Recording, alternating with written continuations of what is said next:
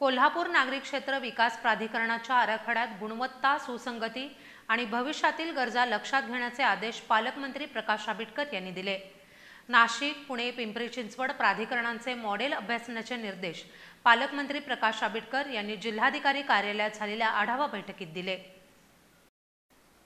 कोल्हापूर जिल्ह्यातील नागरी विकासाला दिशा देणारा महत्त्वाचा निर्णय कोल्हापूर नागरी क्षेत्र विकास प्राधिकरणाचा आराखडा शहराच्या गरजांशी सुसंगत असावा, अशा स्पष्ट सूचना कोल्हापूरचे पालकमंत्री आणि सार्वजनिक आरोग्य आणि कुटुंब कल्याण मंत्री प्रकाश आंबेडकर यांनी दिल्या।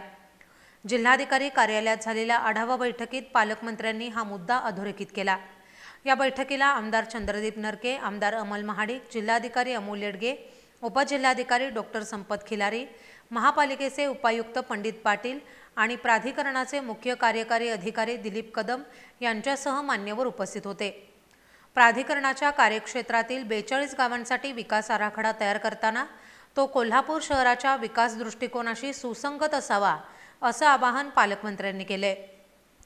यासाठी नाशिक, पुणे, पिंपरी चिंचवड प्राधिकरणांच्या यशस्वी आराखड्यांचा अभ्यास करून गरज असल्यास त्यांच्या अधिकाऱ्यांशी थेट संवाद साधण्याचे निर्देशही त्यांनी दिलेत। आराखड्यात रस्ते, आरोग्य सेवा, शाळा, उद्यानं, रिंग रोड, सांडपाणी आणि घनकचरा व्यवस्थापन अशा मूलभूत सेवांचा प्राधान्यानं समावेश व्हावा, असंही ते म्हणाले।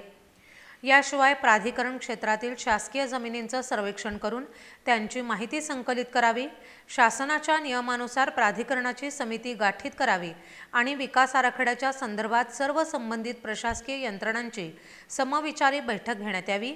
आमदार नरके आणि आमदार महाडिक यांनी बैठकीत महत्त्वाच्या सूचना मांडल्या, तर मुख्य कार्यकारी अधिकारी दिलीप कदम यांनी विकास आराखड्याचे सविस्तर संगणकीय सादरीकरण सादर केलं।